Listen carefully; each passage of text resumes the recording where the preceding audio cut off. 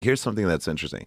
I really think within our lifetimes, if it hasn't happened already, governments are going to start using AI to do low-level legislation.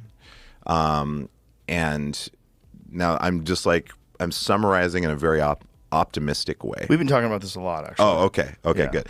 So I got a friend of mine, Dr. Alan D. Thompson. If you don't know about him, just check him out. He's an AI expert, researcher. He's an explainer. He has a thing called The Memo that comes out, I think, like every 2 weeks or something like that. But it gives you a really holistic state of the union of AI.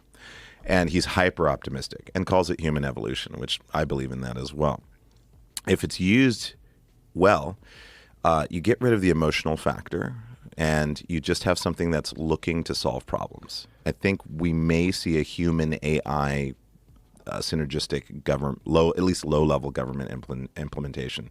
Probably some country that's like can do that and not feel like they're betting the farm on it. And if it goes well, then other people implement it. Exactly. Yeah, I think so. We were talking about a AI president.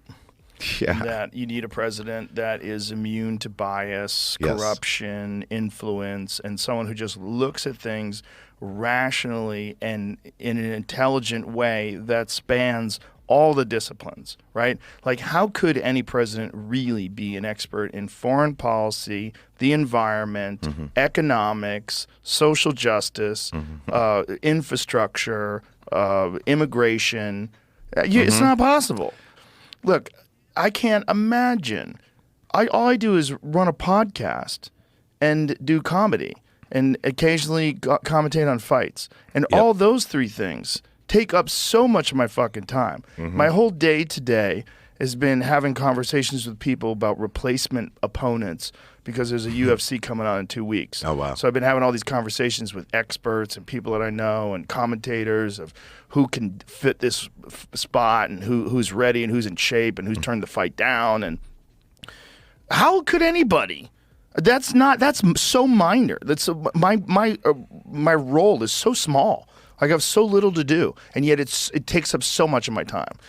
And totally. AI doesn't have a son that gets money from Burisma. I know. It's like the thing about I know. Well, it's like, I mean, if you look at like it's really hard. I had a term, I don't know if it exists, but I call it corporocrats. And most people in government essentially are corporocrats in the sense that the things that when I see people like vetoing things or not getting on board with certain things, and you're like, well, that seems like that would be helpful, but you're choosing not to do that. It's like the influence of corporations on even well-intentioned, people that go into government, they're like, I want to make a difference. I want to make change.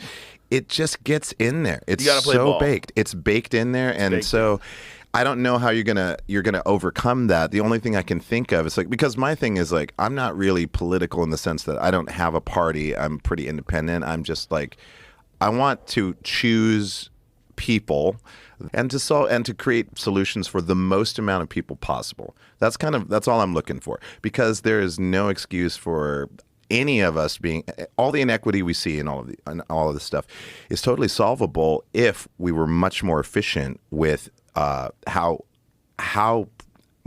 resources are utilized, how they're distributed, and so forth.